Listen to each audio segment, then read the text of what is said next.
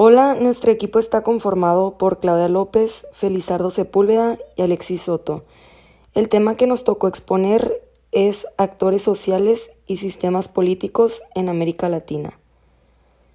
La característica más visible de los estudios sobre la historia contemporánea de América Latina es la separación de dos enfoques. El primero basado en la hipótesis de una lógica dominante objetiva y el segundo basado en su lógica interna. La naturaleza de las relaciones entre categorías de situación y categorías de comportamiento aparece, entonces, como el problema que la sociología debe esclarecer antes que cualquier otro. Tenemos tres tipos de enfoques. Dentro de estos está la modernización, el nacionalismo y la dependencia. La modernización, los aspectos del modelo que tienen particular importancia para nuestro análisis son dos. La modernización reemplaza sistemas de valores y de control social y cultural orientados hacia la reproducción de una cultura específica por principios universales que definen tendencias, cambios, evolución y no organización, integración y estabilidad. Entonces, el problema central de este enfoque es entender cómo puede existir una sociedad moderna, es decir, una combinación de orden y de cambios. El nacionalismo. Los regímenes nacionales populares son voluntaristas y afirman los rasgos específicos de una cultura nacional. Temas políticos y culturales oponen la resistencia de las especificidades de grupos nacionales o sociales a un universalismo de la modernidad descrito por referencia a la experiencia anterior de Europa o de los Estados Unidos. En las ideas como en los programas políticos, los temas de la modernización y de la identidad nacional o social se oponen directamente. La dependencia se pasa de la noción de marginalidad a la dependencia cuando se define a la sociedad latinoamericana no por sus características internas, sino por su propia marginalidad en un sistema económico internacional, cuya característica principal es la acumulación de los recursos y de la capacidad de inversión y de decisión en el centro. El tema de la dependencia implica la tendencia a un desnivel creciente entre centro y periferia, en particular a una concentración creciente de los ingresos. Esto lleva a la hipótesis de una creciente desigualdad de oportunidades frente a la educación. Los actores históricos. La vuelta a la sociología. Estas dificultades se hicieron muy presentes en el momento histórico de transición. Durante este periodo, sociólogos y economistas intentaron combinar los temas de la modernización y de la dependencia, de la marginalidad y del comunitarismo o del nacionalismo. Así se creó el primer esfuerzo importante de integración de varios enfoques dentro de un análisis integrado del proceso histórico latinoamericano. El desarrollo, la dependencia y las luchas sociales. La combinación de estas tres dimensiones no representa un rasgo específico de América Latina. Estudios paralelos sobre la industrialización europea en el siglo XX pueden combinar de la misma manera tres dimensiones de análisis: modernización, hegemonía mundial y luchas de clase. Si bien es cierto que la modernización, clase y nación son principios independientes de análisis y no representan frentes particulares de un conflicto central, en cualquier estudio histórico social del desarrollo tienen que ser combinados. Un debate decisivo. La construcción de un enfoque propiamente sociológico supone una ruptura con una visión histórica y más precisamente evolucionista. Mientras el significado de un acto o de un evento está definido por su posición en el eje tradicional moderno, no hay análisis sociológico posible.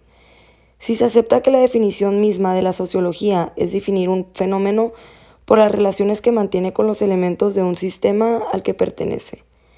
El debate intelectual más importante de los años 70 fue dedicado al análisis de regímenes autoritarios y la obra sobresaliente que orientó el debate fue la de Guillermo O'Donnell.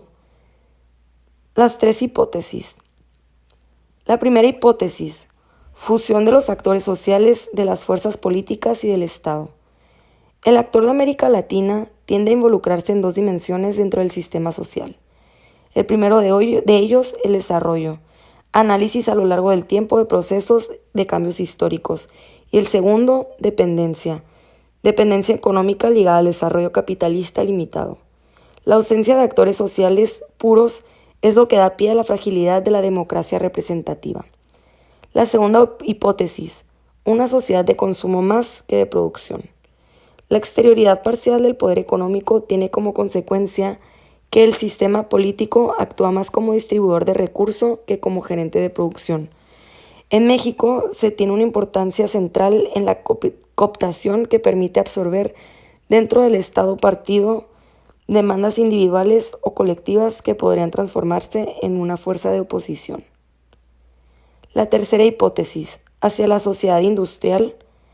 En América Latina, a diferencia de Europa, aumenta la importancia relativa de los problemas y procesos estructurales de una sociedad industrial, pero a la vez se vuelven más autónomos los fenómenos de crisis y de desarrollismo voluntarista. Estas dos tendencias resultan en una doble transformación. Por un lado, una sociedad más industrializada cuenta con un control nacional fuerte sobre decisiones económicas. Por otro lado, esta renacionalización del poder económico acarrea una separación creciente entre el Estado y el sistema de representación política. Entre crisis y democracia. Los países latinoamericanos se encuentran en una situación donde por un lado están entrando a la sociedad industrial, pero por el otro están siendo amenazados por una crisis más profunda que conduce a regímenes represivos, rupturas revolucionarias o a impulsiones sociopolíticas de intensidad creciente. Los modelos. Se define modelo por la naturaleza de la élite que dirige el proceso de transformación histórica, en este caso la industrialización. Esta élite puede ser de clase dirigente, nacional o extranjera. No solo representan a un grupo social o económico, controlan y orientan el poder estatal porque se trata de la transformación de un tipo societal por otro, lo que puede realizarse solamente a través del actor central y permanente que es el Estado. Para la construcción de una tipología general se dividen en dos tipos de modelos de desarrollo: los modelos centrales y los modelos estatizantes. Los modelos centrales identifican casi totalmente el análisis sincrónico con el análisis diacrónico. Desarrollo y sociedad son sinónimo, capitalismo significa modernidad y racionalización más que una clase dominante. Esta influencia del modelo central es visible en el terreno ideológico, donde la idea de que el Estado representa a la clase dirigente y asegura el poder del bloque hegemónico ha sido aceptada por amplios sectores. Los modelos estatizantes, en los países donde el cambio social no puede ser endógeno, el Estado tiene que transformarse en un instrumento de reproducción de orden cultural y social arcaico, en agente de cambio voluntarista por razones nacionales. Si la resistencia a la descomposición del antiguo régimen es demasiado acentuada, la industrialización tiene que ser impuesta por el Estado, como en el despotismo ilustrado. Los actores sociales y en particular las clases tienen en este modelo un papel secundario. Las sociedades dependientes y colonizadas. Las sociedades dependientes son países que son industrializados por su propia burguesía y el Estado dirige directamente la industrialización. Las sociedades dependientes tienen independencia política de tal manera que hacia el exterior es más bien económica que política. La fórmula de las sociedades dependientes es actores más modernización más Estado. Las sociedades colonizadas, por otro lado, también son llamadas poscoloniales. Son aquellos países en los cuales las transformaciones económicas mayores fueron introducidas por una burguesía extranjera. Los países colonizadores siempre ejercieron una dominación política y cultural directa a través de un ejército de funcionarios, maestros y misiones. La fórmula de las sociedades colonizadas es actores más Estado más modernización. El modelo dependiente tiene como elementos negativos, también tiene positivos. Los elementos negativos. La imagen más difundida de una sociedad dependiente es la combinación de tres fuerzas centrífugas: la dependencia económica, la fuerza de resistencia e inercia de la sociedad y la combinación de dependencia y tradicionalismo. Los elementos positivos, por otro lado, son el aumento en la fuerza de trabajo de los empleados urbanos modernos y la producción manufacturera como representante importante del PIB de algunos países. Para la construcción del modelo, Estos cuatro elementos constituyen el modelo de desarrollo latinoamericano porque incluyen el conjunto de fuerzas negativas y positivas. Las limitaciones de la industrialización dentro de la economía es el capitalismo limitado dependiente y dentro de la sociedad y política la segmentación de los sectores sociales. Y los componentes de una sociedad industrial, la tasa alta de inversión, como la alta participación político-cultural urbana. Las tensiones estructurales. Lo que caracteriza este modelo es la importancia de sus tensiones internas que son tensión entre 1 y 3, que es la tasa de alta inversión más el capitalismo limitado, que nos daría como resultado un rendimiento bajo de las inversiones y en particular un exceso de inversiones no reproductivas. La tensión entre 2 y 4. Todos los actores sociales se refieren a un modelo de la participación ampliada. La tensión entre el 1 y el 4. El subempleo y alta participación cultural urbana desplazan terreno principal de expresión de las demandas sociales de producción. Y la tensión entre 2 y 4 son los grupos económicos y políticamente dirigentes tienen una capacidad de acción organizada mayor que la de los intermedios y bajos. Esto daría un desarrollo difícil. El desarrollo no es modernización lineal, depende de un tipo de sociedad, un orden social, entrada a otro tipo societal, la inversión económica y demandas sociales. No hay desarrollo si no existen actores que rompan con un orden en crisis y se apoyen en la razón contra la tradición, y si no existe un poder modernizador que permita o fomente la formación de nuevas inversiones y si no se forman nuevas demandas. Principios de análisis. La definición de un modelo latinoamericano en un análisis más concreto de las categorías de la acción social en el continente se puede elaborar de esta manera. El primero sería el capitalismo limitado, el segundo sería la segmentación de actores sociales, la tercera sería la alta tasa de inversión, la cuarta la alta participación sociocultural urbana, donde las categorías puras definidas por una sola dimensión en otras partes del mundo tienen una importancia central, pero que en América Latina no hay.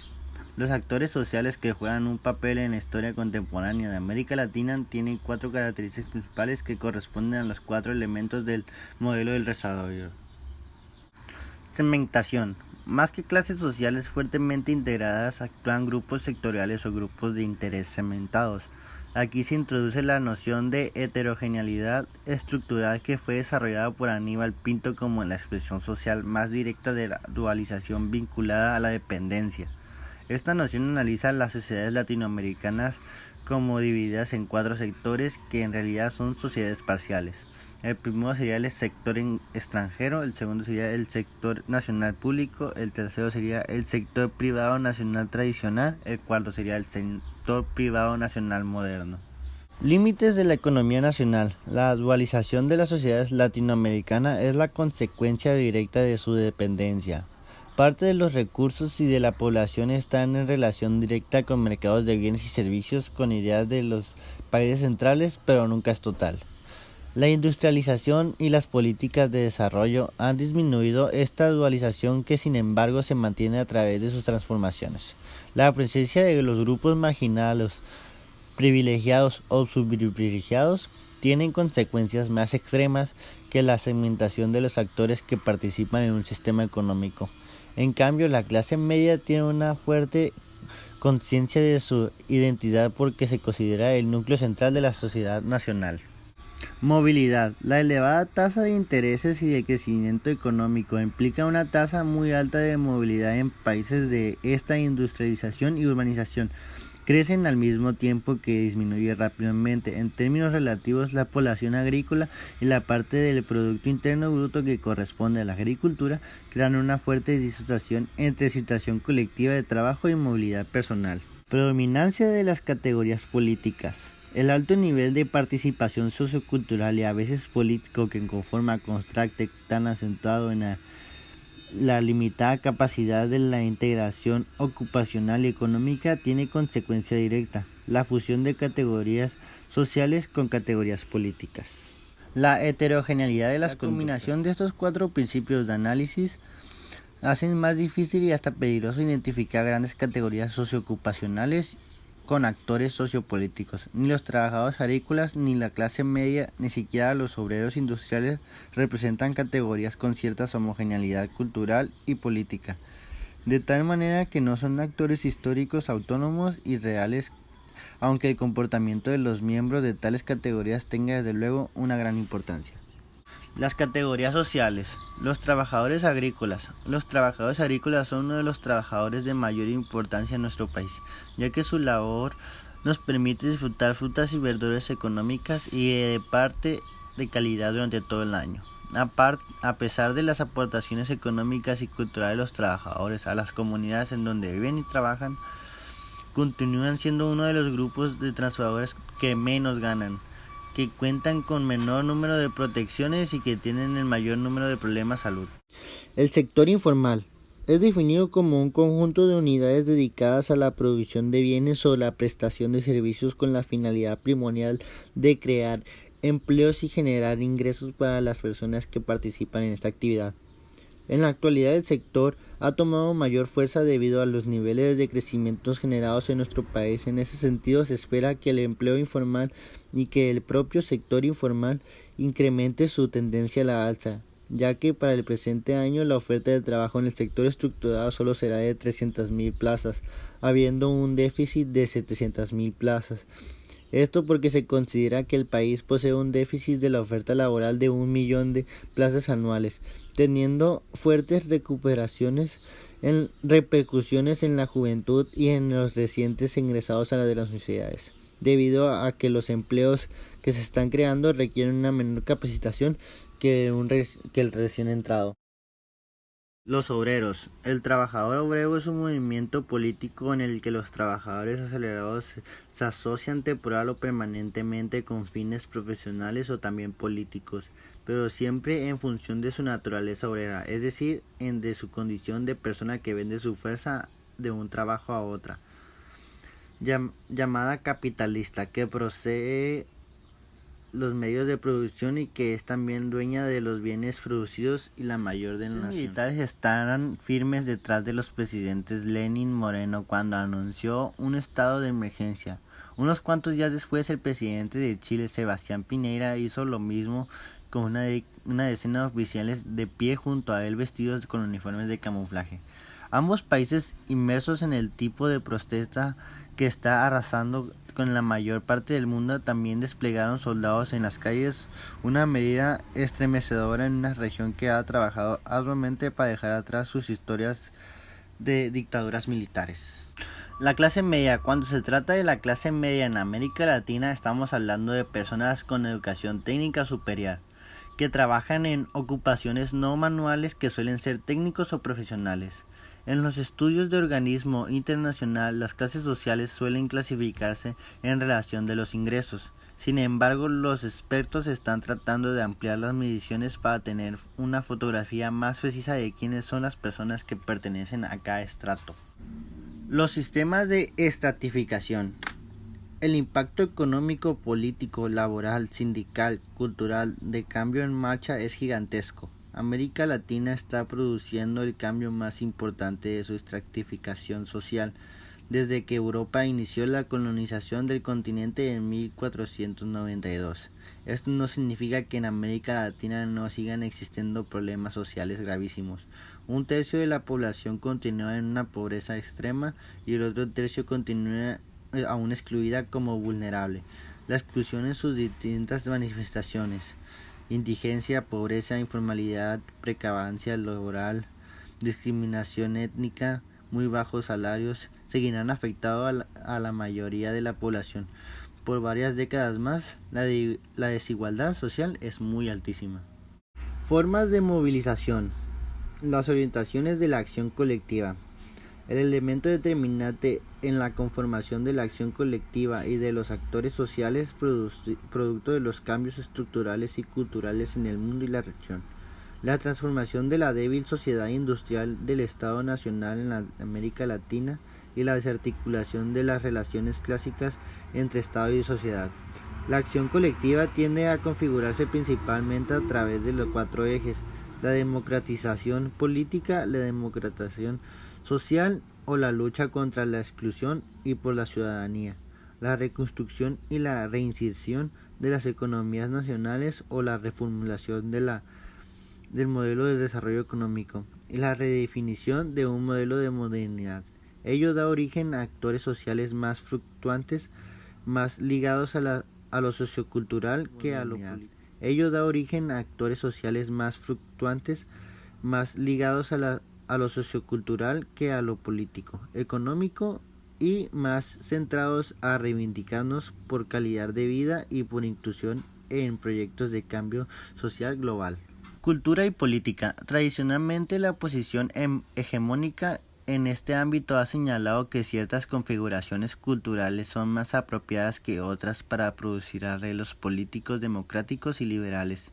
Quienes sustentan esta corriente de pensamiento postulan la existencia de un conjunto de valores, principios y actitudes que desencadenarían la formación de la institucionalidad democrática. Por lo tanto, la presencia y o ausencia de estos valores, actitudes, etc., explicarían los diferentes niveles de dificultad que distintas sociedades se enfrentan en el proceso de construcción de una cultura demócrata.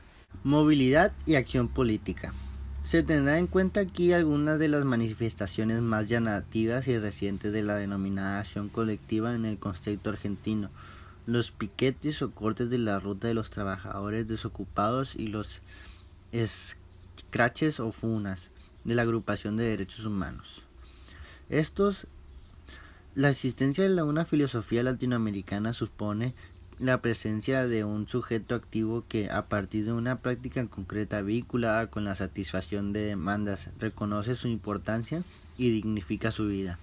Cabe destacar que se hace alusión a un sujeto colectivo que constituye una visión crítica y muchas veces transformadora, al calor de procesos sociales vinculados muchas veces a proyectos transformadores. Desarticulación. Los principales efectos del sistema financiero desregulado sobre la economía y la producción en América Latina se sostiene que la liberación financiera ha modificado las estructuras productivas e instituciones en la región a partir de las políticas de la reforma del Congreso de Washington. Sin embargo, a pesar de los profundos cambios en los sistemas financieros, estos no han aumentado en el crédito a la actividad productiva. Por el contrario, han ido formándose una estructura tipo rentista con un sistema financiero que busca obtener ganancias a corto plazo, incorporando los propios presupuestos políticos de los estados nacionales como parte de este tipo de actividades rentistas. Categorías generales de los movimientos sociales.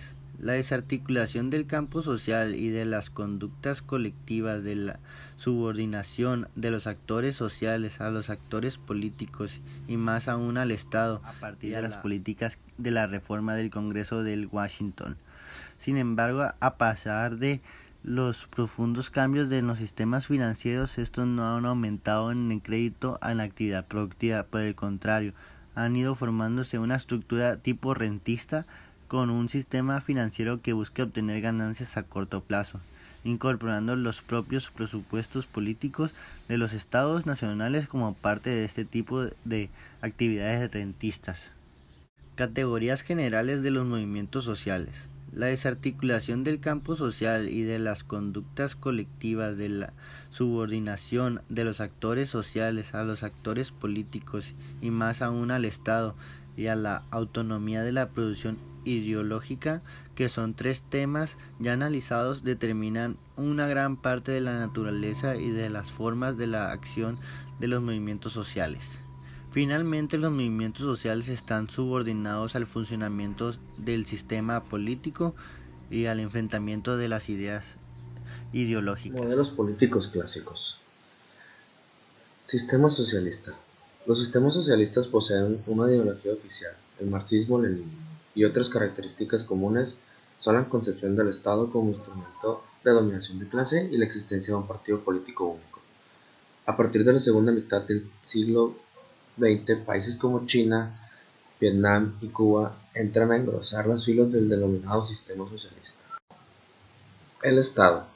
Según Lenin, el Estado es una máquina hecha para mantener la dominación de una clase sobre otra clase, aunque en ciertos momentos puede desempeñar funciones de modernización y arbitraje. El partido político es una organización fuertemente jerarquizada y organizada, integrada por revolucionarios profesionales con una amplia formación en la teoría marxista y con gran capacidad para la acción política y el liderazgo. Otro modelo político es el fascismo. Hoy en día se considera fascista a cualquiera que sostenga puntos de vista propios del ala derecha. Anteriormente fue aplicado a regímenes y gobernantes como Hitler, Salazar en Portugal, Franco en España. ¿Cuáles son algunas de sus características? Pues son el nacionalismo extremo, que es la consagración a edificar la grandeza y el prestigio del Estado, bajo el entendimiento de que una nación es superior a otras. Otra es el sistema de gobierno totalitario, que es que todo estilo de vida con el que el gobierno intentaba controlar y organizar mediante una rígida disciplina, tantos aspectos de la vida del pueblo como fuese posible. Otra característica es un Estado monopartita. Este era esencial, porque en este no había cabida para la democracia. El fascismo era particularmente hostil al comunismo. Otra es la autosuficiencia económica, que era también de gran importancia ya que el gobierno debía dirigir la vida económica del país. Y una también de las más importantes o esenciales es la fuerza militar de la violencia. Y como Mussolini afirmaba, la paz es absurda, el fascismo no cree en ella. Otro modelo político es el nacionalsocialismo, que con este surgió el partido nazi. Este se caracterizó por un veloz proceso de supresión y coordinación de todas las fuerzas e instituciones políticas, sociales y culturales. Era una forma de vivir. Todas las clases de sociedad, una de sus características es la forma de vivir, en la cual todas las clases sociales deben unificarse para hacer de Alemania nuevamente una gran nación. Otra es el gobierno central, que organizaba de forma despiadada y eficiente todos los aspectos de la vida con el fin de alcanzar la grandeza. Y se creía que la grandeza solo se podía alcanzar por medio de la guerra. Por esto, todo el Estado debía estar organizado sobre un fundamento militar. Y otra característica, según lo creían ellos, es que la humanidad puede dividirse en dos grupos, los arios y los no arios. Esto es que pues creían que los arios, los arios, como ellos se denominaban, eran los germanos, los cuales eran idealmente altos, rubios y bien parecidos. Y ellos se consideraban la raza suprema y obviamente superior a cualquier otra raza. Por esto surgieron varios conflictos bélicos con otro tipo de razas, con los esclavos, con la gente de color o con los judíos, que estos eran considerados los no arios, las razas que ellos consideraban inferiores. Durante todo el paso del tiempo han surgido muchos modelos políticos o diferentes interpretaciones de ellos. Y a su vez surgen revoluciones. Revoluciones de grupos de personas o la misma sociedad que no está conforme con estos modelos de políticos. Y pues voy a mencionar algunas, pero voy a mencionar primero cuál es una de las interpretaciones de revoluciones. Que estas, pues existen muchas revoluciones políticas, pero las nacionales son más especiales ya que se refieren al concepto de nación, que algunas por ejemplo fueron la Revolución Mexicana, la Revolución Nacionalista en China, entre otras. Y estas revoluciones solo apuntaban a solucionar problemas de la formación y estatus de cada nación, por esto eran especiales. También existen otras revoluciones que podrían, no se llaman revoluciones, pero también van en contra de algún modelo político, la cual surgió por el modelo, una de ellas fue la Segunda Guerra Mundial, la cual surgió por el modelo político nacional socialista, y pues fue el que llevó a la creación del partido político nazi, que llevó a creer que Alemania era superior los alemanes eran superiores a todas las razas, y esto llevó a la Segunda Guerra Mundial, que se puede considerar como una revolución, pues ya que estaba en contra de las ideologías del partido nazi o del modelo político nacional socialista. Una revolución que surgió fue la revolución proletaria, que esta revolución es el derrocamiento violento de la dictadura de la burguesía y la implantación de la dictadura del proletariado. Un ejemplo es la revolución proletaria que surgió en Rusia, que es la Gran Revolución Socialista de octubre de 1917, en la cual se estableció un modelo político socialista, después de derrocar a la burguesía. Esta revolución comienza con ausencia total o casi de todas las formas plasmadas del, eh, del sistema socialista. Y la misión fundamental de la revolución es construir una vez tomado el poder una economía nueva, una economía socialista. La revolución proletaria, la toma parte del poder, no es más que el comienzo. De aquí el poder se utiliza como palanca para la transformación de la vieja economía y una organización para una nueva economía. Otra revolución muy famosa, pues ya que nosotros la conocemos, es la Revolución Nacionalista Mexicana. El nacionalismo mexicano es el movimiento social, político y ideológico que conformó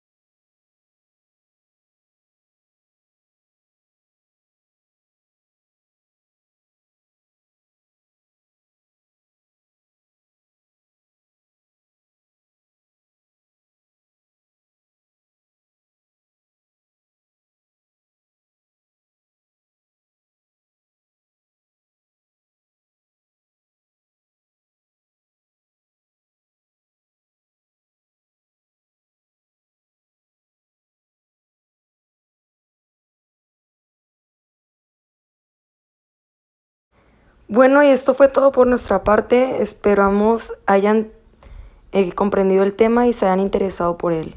Gracias.